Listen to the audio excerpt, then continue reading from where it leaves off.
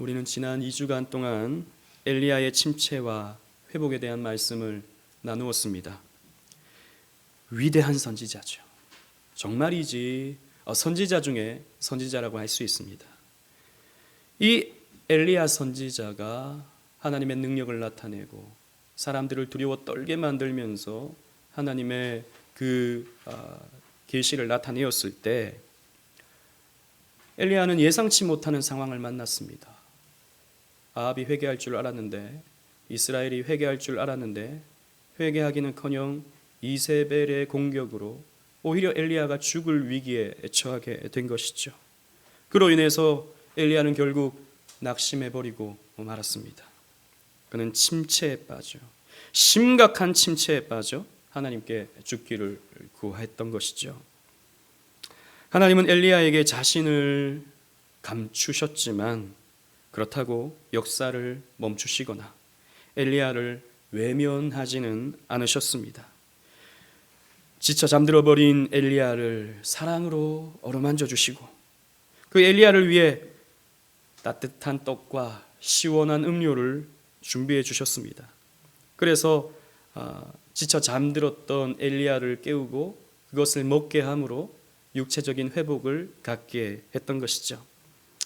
그리고 하나님은 엘리야를 호렙산으로 이끄시면서 그에게 남은 사명이 있음을 가르쳐 주셨습니다. 엘리야는 다 끝났다고 생각하고 있었지만 다 끝난 게 아니었던 것이죠. 아직 엘리야를 통해서 하나님이 이루실 사명이 남아 있었던 것입니다. 그래서 떡과 물을 먹고 또 잠을 통해서 어느 정도 힘을 회복한 엘리야는 하나님이 이끄시는 대로 하나님의 산 호렙으로 발걸음을 옮겨갑니다. 그러나 엘리야는 아직까지 다 회복되지는 않았습니다. 여러분, 육체는 좋은 것을 먹고 또 충분한 쉼을 가지면 어느 정도 빠르게 회복할 수 있지만 이 마음이라고 하는 것, 이것은 쉽게 회복되지가 않죠. 여러분, 그렇지 않습니까? 이 몸에 난 상처는 약을 바르고 치료를 받으면 좀 괜찮아요. 또 시간이 지나면 낫기 마련입니다. 그런데 이 마음의 병이라고 하는 것은 이게 쉽게 나을 수 있는 것이 아니라는 것이죠. 특히 영적인 회복이라고 하는 것은 바로 회복될 수 있는 것이 아닙니다. 물론 하나님께서 특별한 은혜를 주신다면 또 회복도 될 수 있는 것이겠지만 그렇게 우리의 마음대로, 우리의 생각대로 회복될 수 있는 것은 아닌 것이죠. 그래서 하나님은 시간을 두면서 엘리야를 점차 회복시켜 가십니다.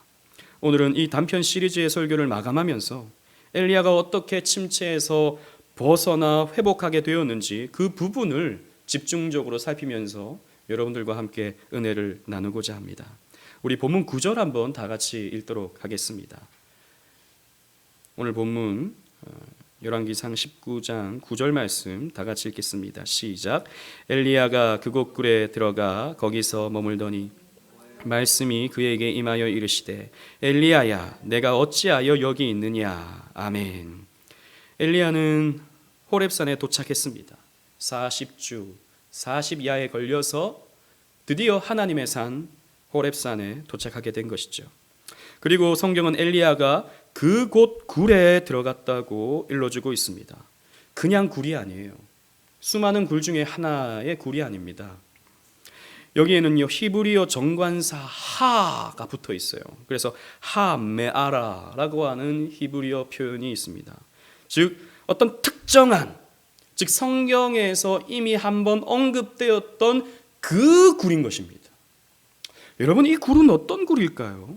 호렙산에 있는 이 굴, 시내산에 있는 그 굴은 어떤 굴이겠습니까? 여러분, 저는 이 말씀을 처음 이렇게 생각해 볼 때 이 굴이 어떤 굴일까? 하나님이 모세를 그 떨기나무 가운데서 부르던 그 굴이었을까 생각을 해봤습니다. 그게 떠오르더라고요. 그런데 성경을 찾아보니까, 이 출애굽기 3장을 찾아보니까 이 떨기나무가 있던 그곳이 굴이 아니더라고요.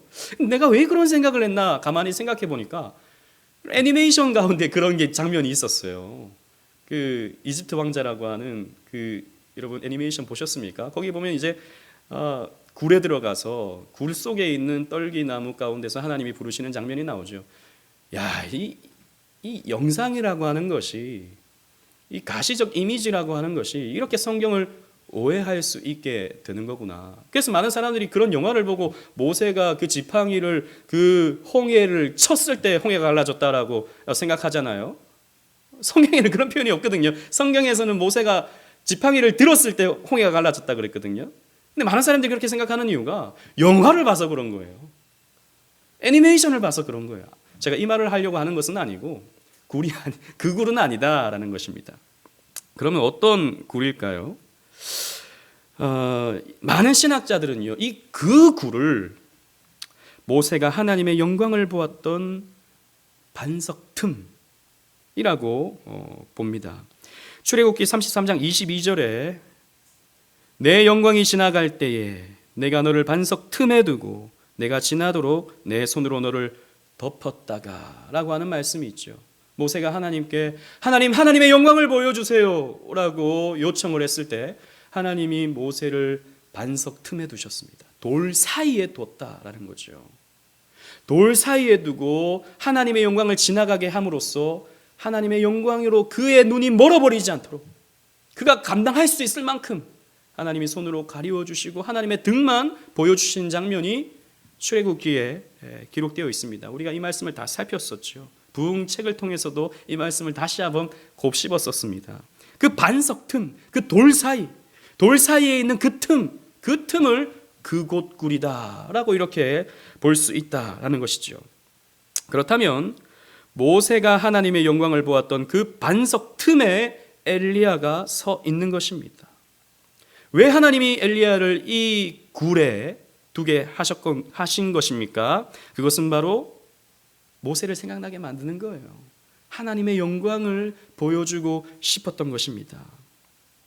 하나님은 말씀으로 엘리야에게 이렇게 임하셨습니다. 내가 어찌하여 여기 있느냐? 내가 어찌하여 여기 있느냐? 라는 말씀을 하셨어요. 이 질문을 어떻게 해석할 것인지에 대해서는 여러 가지의 해석들이 또 있습니다. 적지 않은 해석학자들이 이 하나님의 말씀은 엘리야를 책망하는 말씀이다 라고 보기도 합니다. 엘리야야, 네가 왜 여기 있느냐?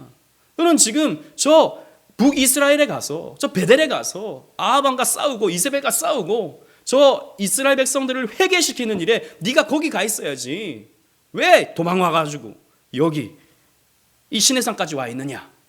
라고 하는 식으로 내가 어찌하여 여기 있느냐를 해석하는 것이죠. 그런데요. 우리는 지난주에 하나님께서 천사를 통해서 내가 갈 길이 있다라고 하는 것을 말씀하셨음을 기억합니다. 그리고 7절 말씀에 네가 갈 길이 멀다 이렇게 말씀을 해주셨잖아요. 그리고 광야에서 40주 40야를 보내게 하시잖아요. 이게 무엇을 기억나게 하는 과정이라고 그랬습니까? 이스라엘 백성들의 출애굽 과정이 기억나게 만드는 과정이라고 했지 않습니까? 그렇다면 하나님께서 호렙산으로 이 엘리야를 인도하신 거예요. 근데 하나님께서 이 호렙산으로 인도했는데 왜 너는 여기 있냐? 저 북이스라엘에 가 있지 않고 왜 여기 있냐라고 한다면 앞뒤가 맞지 않는 겁니다. 뒤에 나타나는 이 엘리야의 불평과 같은 말이 나오기 때문에 하나님이 책망하신 거다라고 보지만 성경의 맥락을 쭉 따라가게 되면 그런 말씀이 아닌 것이죠. 그러므로 내가 어찌하여 여기 있느냐라고 하는 하나님의 이 말씀은 여러분 잘 들어보십시오. 이런 뜻을 가지고 있습니다. 내가 너를 왜 이 호렙산 굴로 이끌었는지 너는 아느냐? 내가 어찌하여 여기 있느냐? 네가 왜 여기에 있는지 너는 알고 있느냐? 라고 물으시는 것과 같다라는 것이죠. 하나님은 엘리야에게 모세와 같이 하나님의 임재와 영광을 보여주고 싶으셨던 것입니다. 그래서 내가 너를 여기로 이끌었는데 너 여기 왜 불렀는지, 내가 너를 왜 여기까지 오게 했는지 너는 알고 있느냐? 라고 이렇게 물으시는 것입니다. 여러분, 앞에서도 우리가 모세와 연결을 좀 시켜봤죠. 모세의 그 상황과 이 엘리야의 이 상황이 어떤 연결고리를 갖고 있는지 여러분 한번 생각해 보십시오. 모세도 이 시내산에서 분노하며 절망했었습니다. 왜요? 그 시내산 아래에서 금송아지 우상 숭배하던 이스라엘 백성들 때문이었죠. 그래서 분노하는 마음을 가지고 있었고 나름 모세도 상심했더랬습니다. 물론 뉘앙스는 다릅니다. 모세는 그 이스라엘 백성들을 용서해달라고 이렇게 기도를 했죠. 그러나 엘리야는 오히려 이 이스라엘 백성들의 죄를 고발하는 그런 모습으로 나타내 보이기는 합니다. 하지만 배교와 낙심의 상태인 것은 같다라는 것이죠. 하나님이 모세에게 하나님의 영광을 보여주셨던 것처럼 그 반석 위에 모세를 두시고 하나님이 등을 보여주시면서 그 영광을 보여주셨던 것처럼 하나님은 이 지쳐버린 엘리야에게, 이 낙심에 있는 엘리야에게, 이 상심에 있는 엘리야에게 이 하나님의 영광을 보여주고 싶으셨던 겁니다. 그래서 내가 왜 너를 이 호렙산으로 이끌었는지 너는 알고 있느냐라고 물으시는 것이죠. 그런데 엘리야는 몰랐습니다. 물론 다 몰랐는지는 우리가 정확히 알 수 없지만 이 질문에 자신의 억울함과 답답함을 하나님께 토로하는 것이죠. 10절 말씀을 보십시오.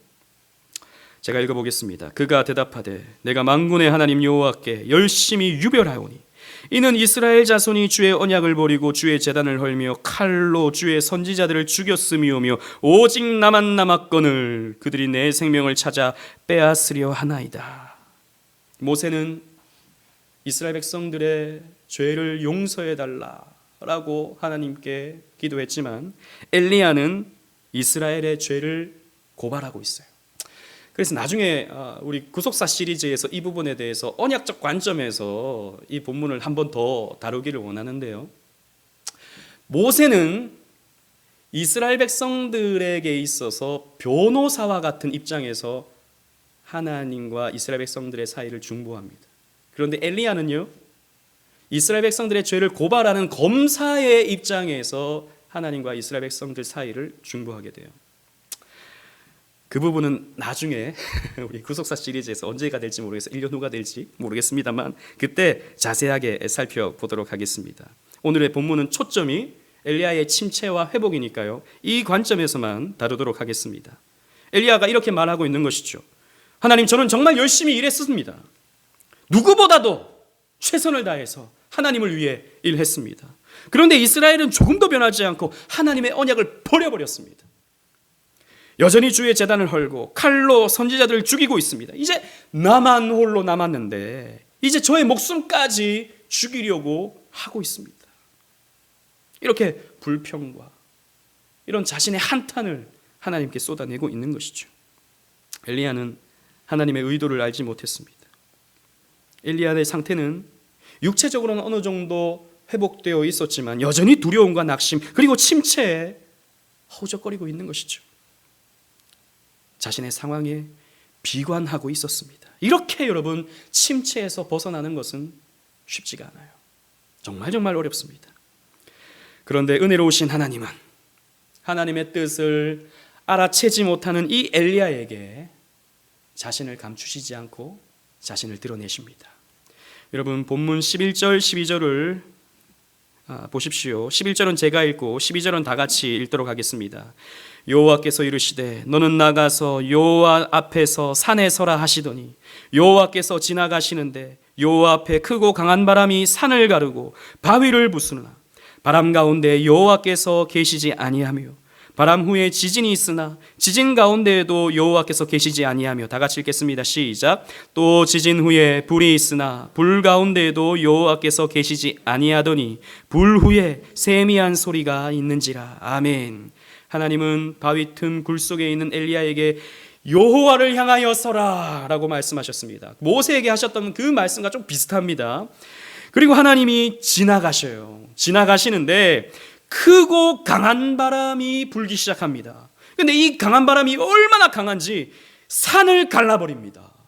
바위를 부수어 버립니다.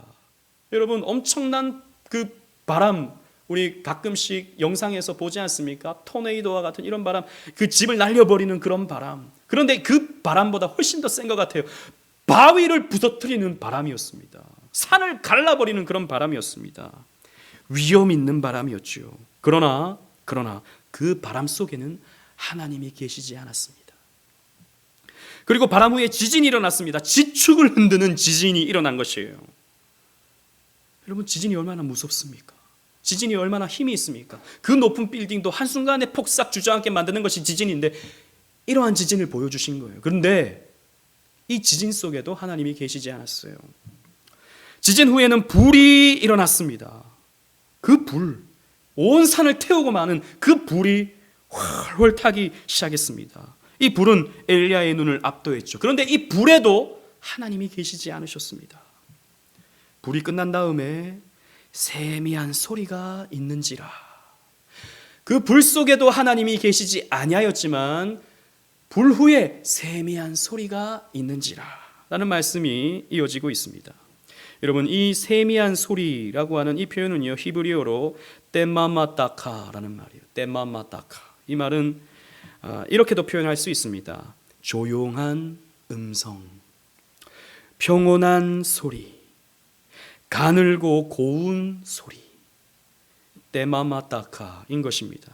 그래서 영어 성경에서는요, 킹 제임스에서는 small voice, 작은 목소리라고 표현했고요. 그리고 NIV에서는 gentle whisper, 부드러운 속삭임, 이렇게 표현을 했습니다.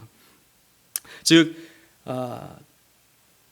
강한 바람과 지진과 불 후에 이 부드러운 속삭임의 음성이 엘리야에게 주어진 것이죠. 그래서 여러분, 히브리어 원어를 보면 세미한 소리가 있는지라 라고도 해석할 수 있지만 세미한 소리 가운데 있는지라, 세미한 소리 가운데 존재하느니라 라고 하는 말씀으로도 해석할 수 있어요. 그래서 문맥적으로 본다면 이러한 강한 바람 그리고 지진, 불 속에서는 여호와가 계시지 않았지만 이 세미한 소리 가운데 하나님께서 계셨다라고 하는 말씀으로도 이해할 수 있는 것입니다. 즉 하나님이 엘리야에게 보여주고 싶은 하나님의 영광은요, 사람들이 깜짝 놀랄 만한 그런 바람이 아니었습니다. 지진이 아니었어요. 불이 아니었습니다. 하나님이 엘리야에게 보여주시고자 하는 하나님의 영광은 작고 부드럽게 전해지는 하나님의 말씀이었던 것입니다. 여러분, 사실 바람과 지진, 불과 같은 것은 엘리야가 그동안 나타냈던 하나님의 역사였습니다. 그는 갈멜살 제단 위에서 제물을 불로 태우는 일을 행했었죠. 그래서 아무리 바알의 선지자들이 하루 종일 새벽부터 밤까지 자해를 해가면서까지 하늘에서 불을 내리기를 원했지만 그들은 불을 내릴 수 없었는데 엘리야는 기도하자마자 하늘에서 불이 내려와 버렸습니다. 그걸 많은 사람들이 봤다고요. 그래서 사람들이 두려워 떨었다고요. 그리고 엘리야는요, 기도했을 때 3년 반 동안 내리지 않았던 비가 내리게 만들어 버렸습니다. 사람들이 깜짝 놀랐습니다. 진짜 여호와가 살아계신 신인가? 라고 생각하게 만들었던 것이죠. 그런데 이 엘리야가 나타냈던 이 지진과 같은, 이 강한 바람 같은, 불과 같은 사역 속에서도 이스라엘은 회개하지 않았다고요. 아합 왕은 회개하지 않았습니다. 이세벨은 꿈쩍하지 않았습니다. 고개를 숙일 줄 몰랐어요. 지금까지 추구했던 엘리야의 사역이 그러했습니다. 그래서 하나님은 이렇게 말씀하시는 거예요. 이런 것들로는 사람을 굴복시킬 수는 있겠지만, 깜짝 놀라게 만들 수는 있겠지만, 엘리야야, 이런 것들로는 사람의 마음을 변화시킬 수가 없다 라고 가르쳐 주시는 거예요. 엘리야는 그래서 그런 놀라운 역사를 통해서 아합이 회개하길 바랬죠. 이세벨까지 회개하길 바랬습니다. 근데 그게 아니다 라고 하는 것을 하나님께서 가르쳐 주시는 거예요. 여러분, 그렇습니다. 기적이라고 하는 것은요, 놀라운 기적이라고 하는 것은 사람들을 깜짝 놀라게 만들 수는 있지만, 두려워하게 만들 수는 있지만 결코 믿음을 만들어내지는 않습니다. 모세 시대를 보십시오. 바다가 갈라졌다고요. 바다가 갈라지는 것을 눈으로 봤고 그 바다를 건너갔습니다. 이스라엘 백성들이. 하늘에서 만나가 매일같이 내려왔습니다. 반석에서 물이, 아니 그 메마른 반석에서 어떻게 물이 솟아납니까? 그런데 물이 솟아나서 강같이 흘러서 이스라엘 백성들이 그 물을 마셨다고요. 그런데 그들이 온전한 믿음으로 하나님께 나아갑니까? 아닌 걸 우리가 성경에서 보고 있지 않습니까?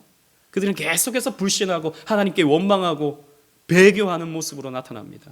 예수님 시대도 보십시오. 예수님은 놀라운 기적을 나타냈습니다. 안진뱅이를 일으키고요, 소경을 보게 하고요, 심지어는 죽었던 나사로를 그 무덤 속에서 살아나게 만드는 놀라운 표적을 나타내 보이셨습니다. 그래서 많은 사람들이 예수님을 다 믿었나요? 그걸 봤던 사람들이 다 예수님을 믿었나요? 무슨 속임수가 있었다라고 생각하면서 사람들이 오히려 예수님을 조롱하고 예수님을 비난했습니다. 그래서 예수님은 이렇게 말씀하셨어요. 마태복음 16장 4절에 악하고 음란한 세대가 표적을 구한다. 이때 당시에 많은 사람들이 예수님께 와서 예수님 표적을 보여주면 우리가 당신을 믿겠나이다. 한번 놀라운 표적을 보여주십시오. 근데 지금까지 예수님 많이 보여주셨거든요. 보여주셨음에도 불구하고 안 믿었던 사람이 더 놀라운 것 보여달라라고 하는 거예요. 그러니까 이 악하고 음란한 세대가 표적을 구한다라고 예수님께서 말씀하시는 것입니다.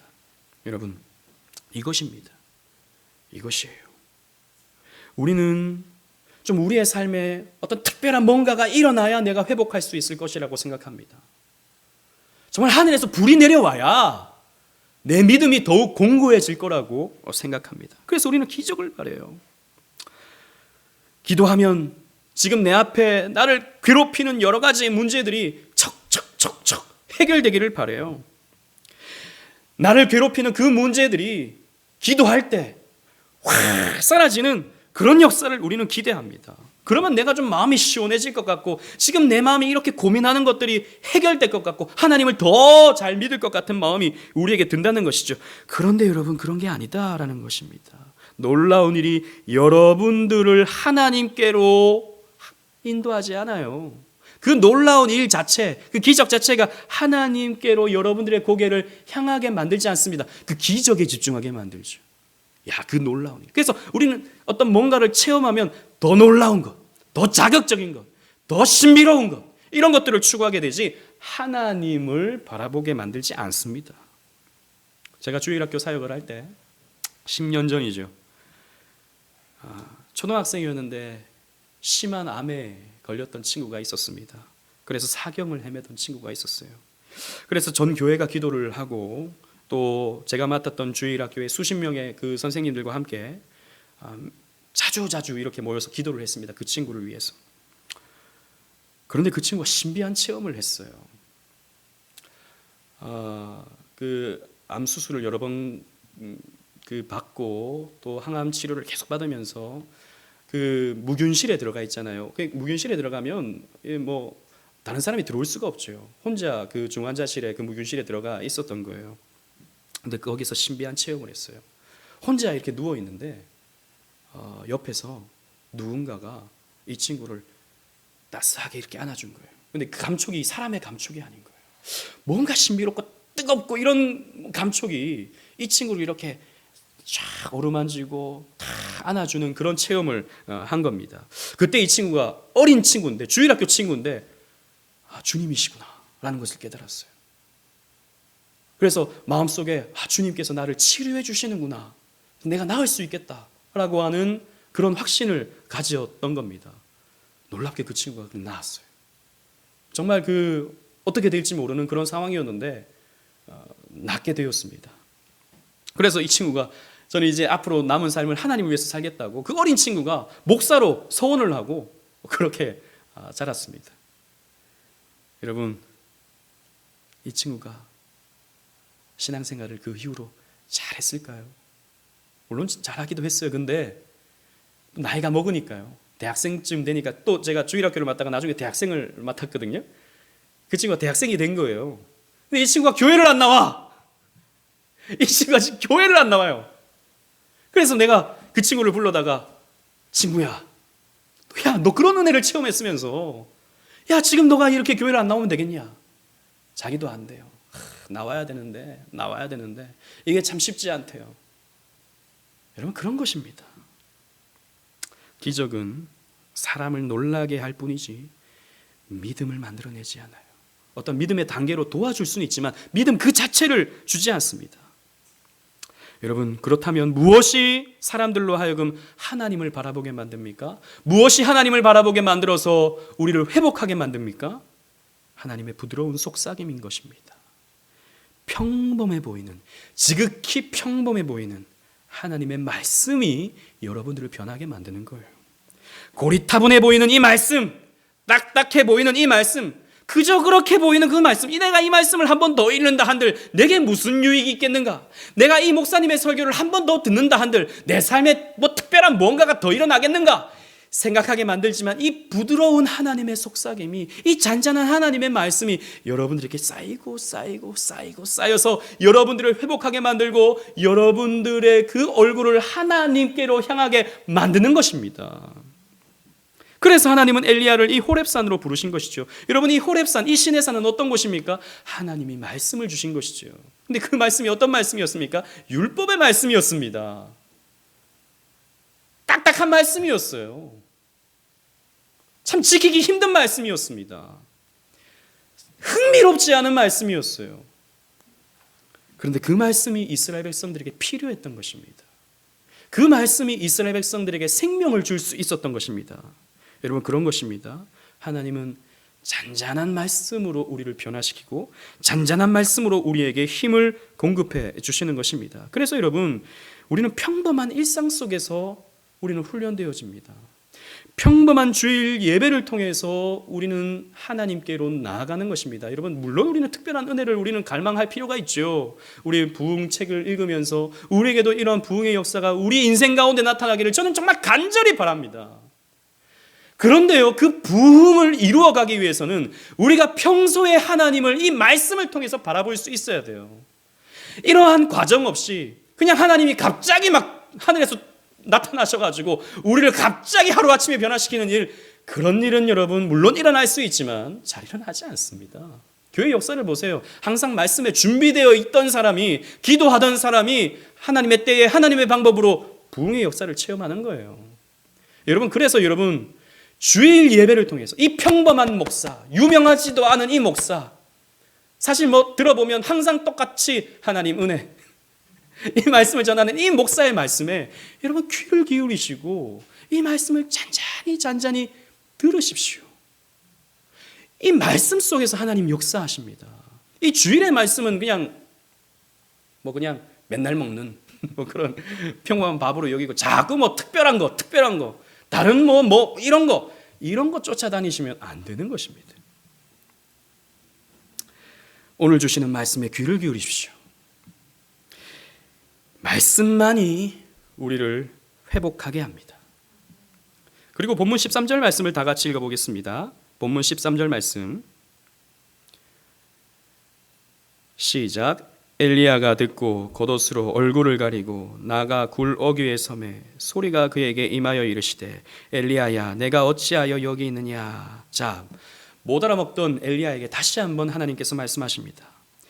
하나님의 영광이 나타나자. 그래도 엘리야는요, 그 영광의 앞에서 할 수 있는 것은 얼굴을 가리는 것밖에 없었습니다. 왜냐하면 하나님의 임재를 감당할 수 있는 사람이 없어요.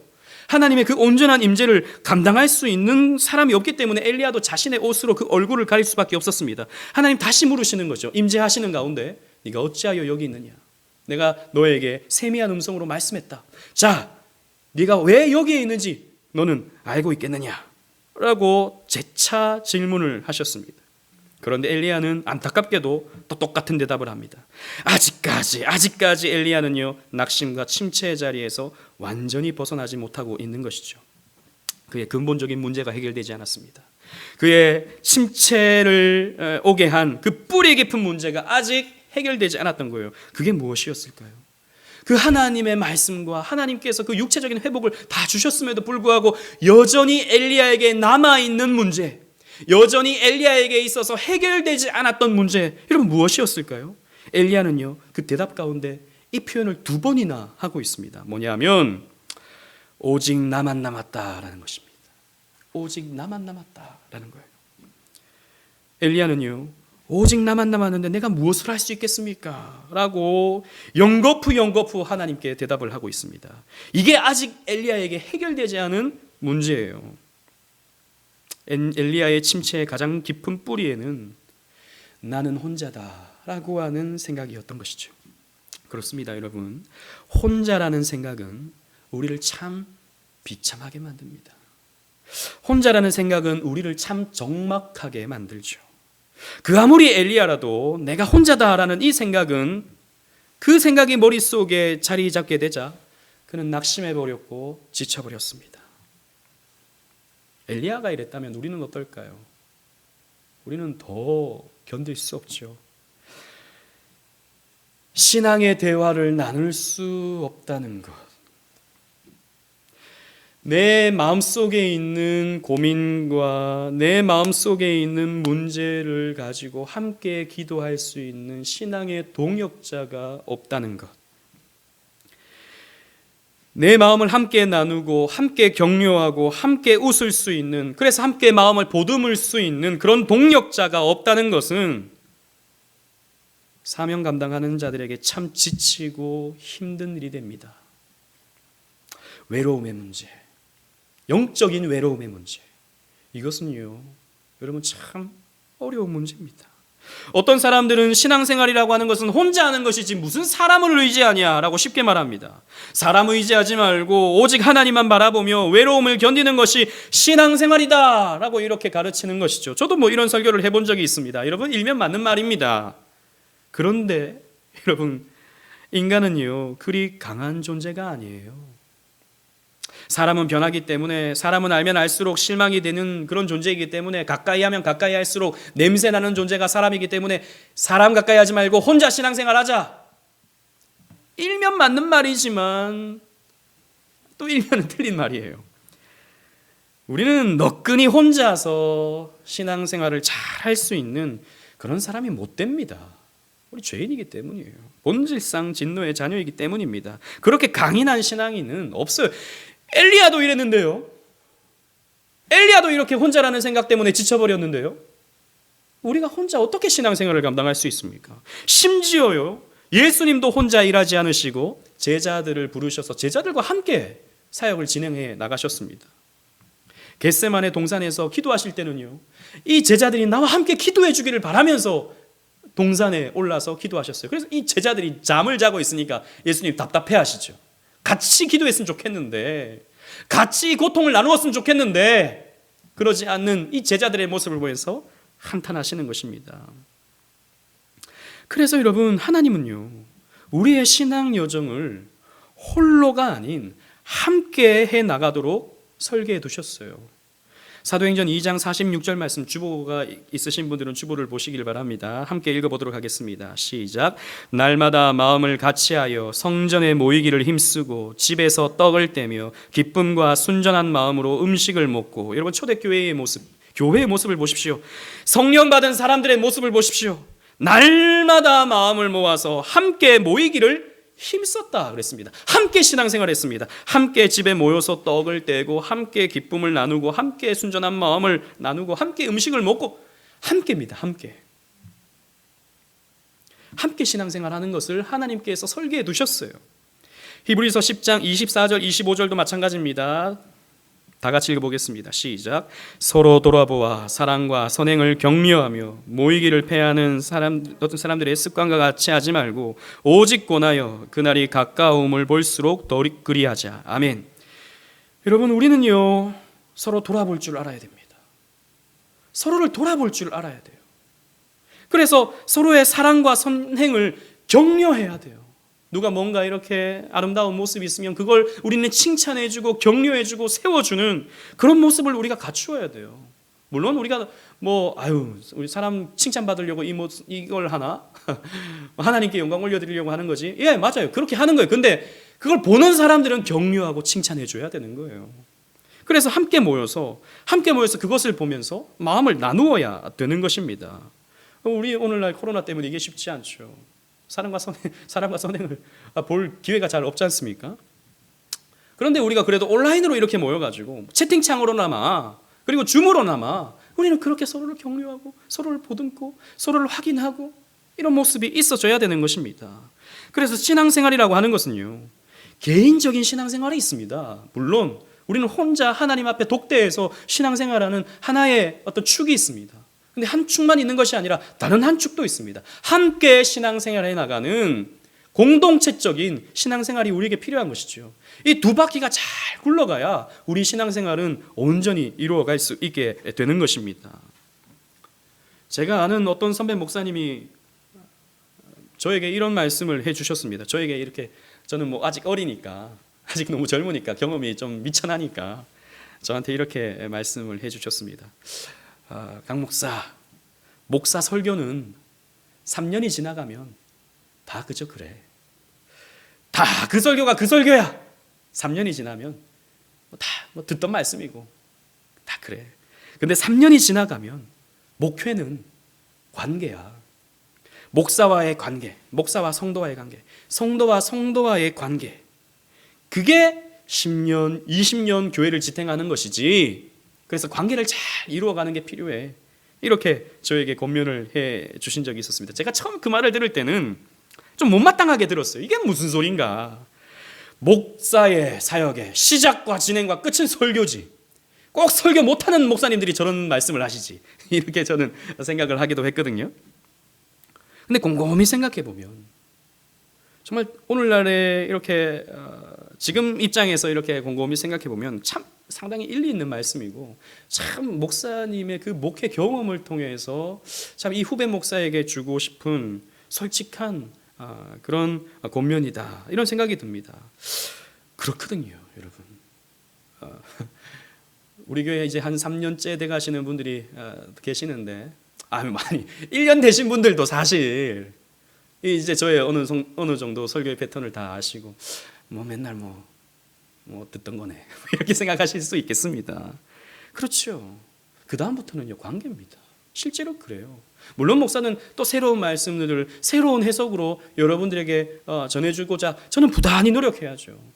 그러나 또 한편으로서는 우리가 관계를 아름답게 잘 세워가는 것이 필요합니다. 이게 안 되면 외롭거든요. 우리 오직은혜 교회를 다니고 신앙생활 하지만, 예배 드리지만 외롭거든요.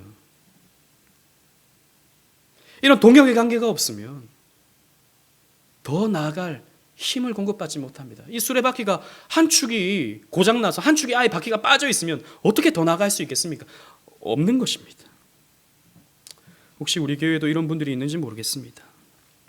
솔직히 제가 우리 교회를 보았을 때 목사로서 저의 목회 가운데 우리 교회에 부족한 것 중에 가장 크게 보이는 것이 바로 저는 이 문제라고 생각을 합니다. 동역이 참 어려운 거예요. 이 서로 마음을 나누는 것이 참 안 되는 것입니다. 개척된 지 얼마 안 되는 작은 교회이기 때문에 뭐 3년이나 됐으면 뭐 오래됐지 뭐 이렇게 생각하시겠지만 실제로 우리가 모인 건 사실 한 2년 정도 되는 거고, 또 1년은 코로나 때문에 뭐 제대로 모이지도 못하고, 제 핑계입니다.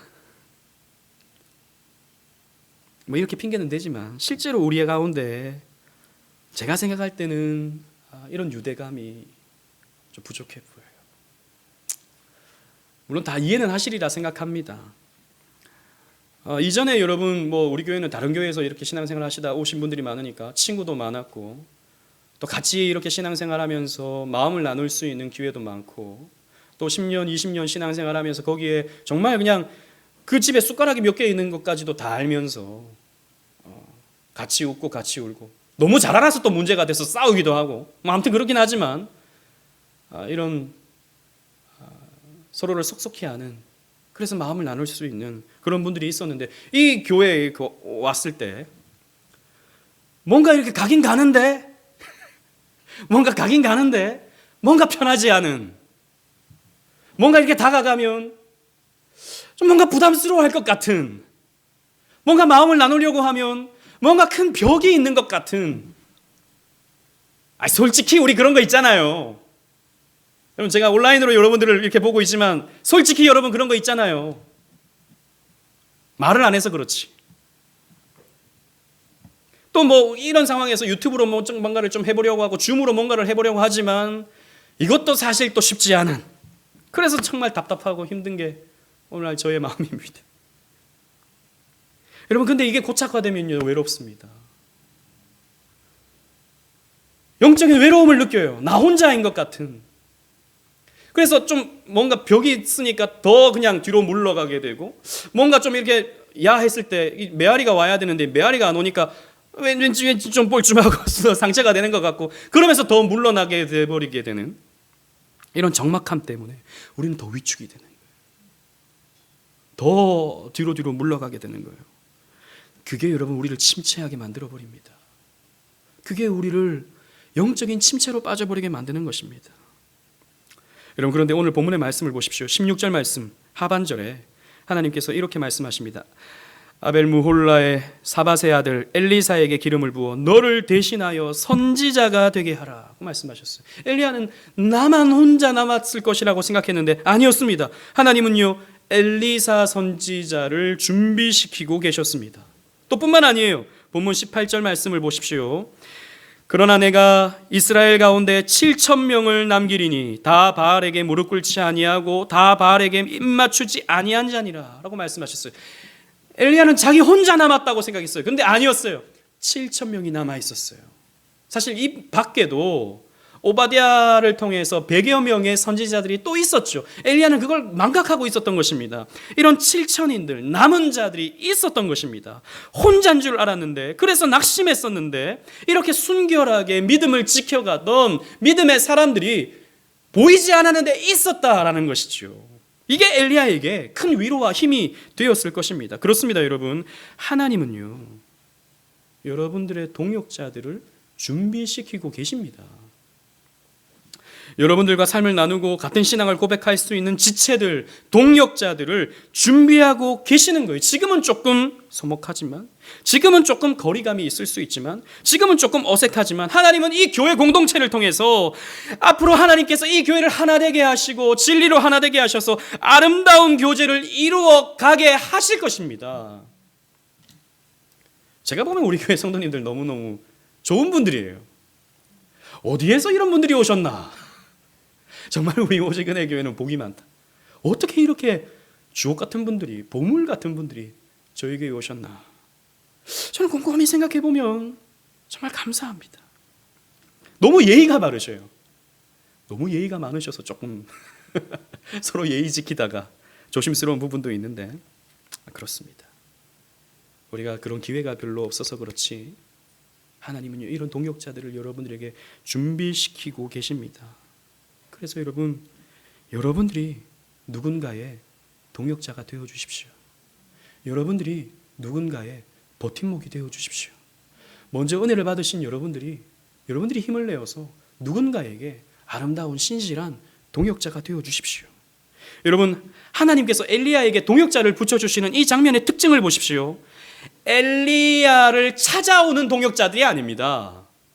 엘리야는 외로웠는데 누군가가 찾아와서 내가 너와 함께해, 이런 거 아닙니다.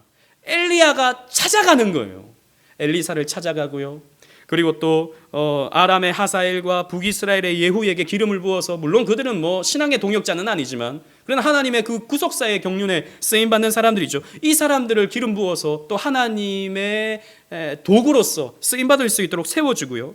그리고 여러 이런 믿음의 순수한 사람들, 이 남은 자들과 함께 또 사역을 이루어갈 수 있도록 하나님께서 다 준비시켜 놓으신 거예요. 엘리야가 찾아가는 겁니다.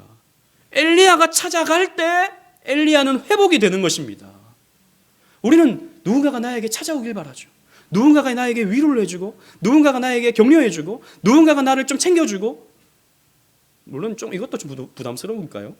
그럴 수 있겠지만 동역자라고 하는 것은 그런 것이라고 생각하는데 아니에요. 하나님께서 엘리야에게 말씀하시는 것은 찾아가는 것입니다. 그렇습니다. 여러분 먼저 누군가를 찾아가서 섬겨주고 베풀어주고 이끌어준다면 누군가는 회복이 될 것입니다. 특별히 우리 직분자분들, 우리 장로, 집사, 권사님들, 우리 2020년 올 한 해 우리 교회가 받은 가장 큰 축복 가운데 하나는 이런 직분자들을 세운 것인데, 우리 직분자분들은 성도를 돌아보는 일에 더욱 열심을 내주시기를 바랍니다. 그리고 직분자들뿐만 아니라 우리는 다 하나님의 일꾼입니다. 누군가를 섬겨주십시오. 누군가를 챙겨주십시오. 그 우리 여전도에 그 채팅방 있지 않습니까? 저는 거기에 들어가 있지 않은데요. 그 채팅방에 우리 사모님이 들어가 있으니까 우리 사모님이 그 채팅방에 프락치가 되어가지고 저한테 뭐 무슨 소식들 이렇게 알려줍니다. 뭐 우리 사모님 나쁘게 보지 마세요. 그래서 무슨 소식이 있다. 근데 저한테 뭐 그런 얘기를 전해줬어요. 어느 집사님이 채팅방을 이렇게 좀 잠시 나가셨다. 어느 뭐 분이 채팅방에 이렇게 나가셨다. 뭐 그런 이야기를 들었어요. 뭐 한편으로는 뭐 이해는 됩니다. 왜 뭐 이렇게 좀 이렇게 여러 가지 상황들이 있잖아요. 여러 가지 상황들. 그런 상황들 속에서 내가 그렇게 기도하지도 못하는데 자꾸 이런 거 보면 내가 너무 부끄럽고 내가 그건 너무 눌려 이런 마음으로 이렇게 나오신 분도 있을 수 있다고 생각을 해요. 실제로 그런 것 같습니다. 제가 봤을 때. 또 이런 분들은 또 이렇게 열심히 또 뭔가를 이렇게 기도하는데 자신은 기도하지 못하는 것을 봤을 때 좀 뭔가 또 소외감을 느끼는 것 같고 그래서 이제 또 나가신 분도 있는 것 같아요. 그런데 여러분 나가지 마세요. 왜 나갑니까? 그냥 그 기도 제목 올라가는 거 그거 보는 것만 해도 우리가 관심을 갖게 되는 것이고 거기에서 공동체성을 우리가 갖는 것입니다. 어떤 분들 그렇게 말씀하실 거예요. 목사님 제가 너무 힘들어서 제가 제 한 몸 간수하기도 힘들어서 참 제가 누구를 섬깁니까?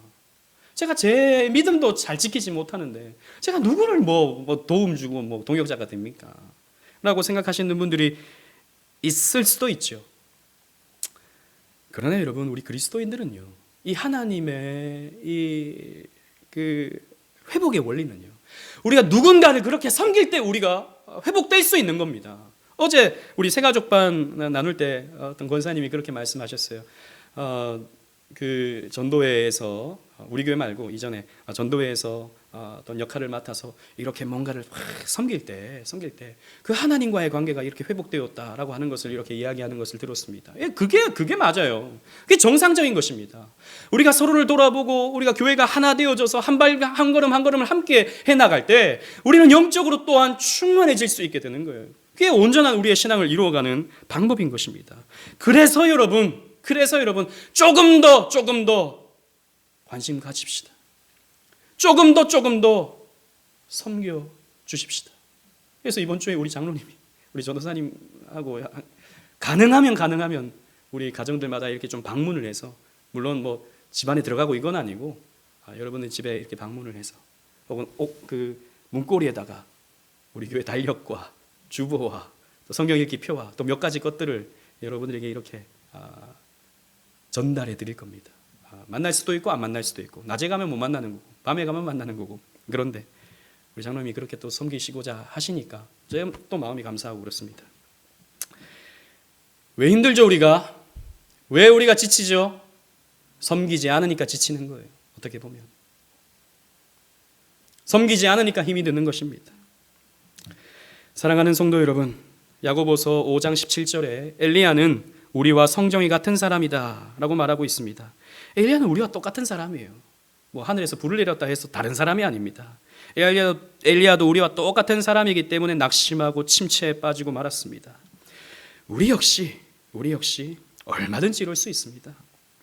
우리의 신앙 여정 가운데 그 자리에서 이탈해서 그저 시간만 보내는, 그래서 정말 아무것도 하기 싫은, 꼭 교회를 가야 되나 이런 생각을 하게 되는, 그래서 교회에서 누군가가 연락이 오면 좀 안 받고 싶고, 특히 목사님 그 이름이 딱 뜨면 이거 받을 수 없다 해서 그냥 안 받는 그런 상황이 우리에게 얼마든지 일어날 수 있습니다. 그건 엘리야도 이랬는데 우리가 무슨 뭐 용가리 통뼈라고 우리가 버텨낼 수 있겠습니까? 얼마든지 이럴 수 있습니다.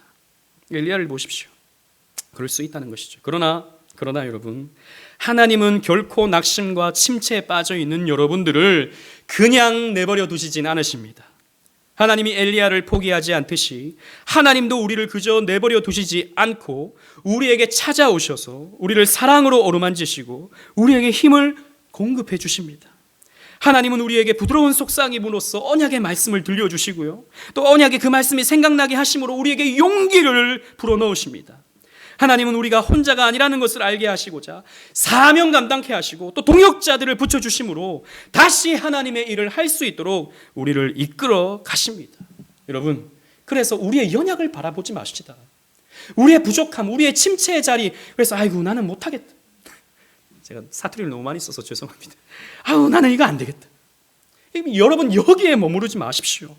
나는 약하지만 하나님은 강하십니다. 나는 침체에 빠지지만 하나님은 우리를 이끌어내십니다. 이 신실하신 하나님을 보십시오. 이 하나님의 위대한 역사를 보십시오. 그래서 하나님께 여러분들이 그냥 맡기십시오. 여러분, 우리는 그냥 하나님께 맡길 뿐입니다. 하나님께 우리의 삶을 맡길 때, 우리의 믿음을 맡길 때, 우리의 모든 것을 하나님께 맡길 때 하나님은 우리를 이끌고 가셔서 결국에는 사명 감당하는 자리로 우리를 서게 하실 것입니다. 여러분, 이 자리에 나와서, 그래서 회복하여서 회복의 자리에 서서 앞으로 2020년도 우리에게 주어진 교회 운동, 이 개혁주의 교회 건설에 이 사명 감당할 수 있는 저와 여러분들 되시기를 주님 이름으로 축원합니다. 아멘.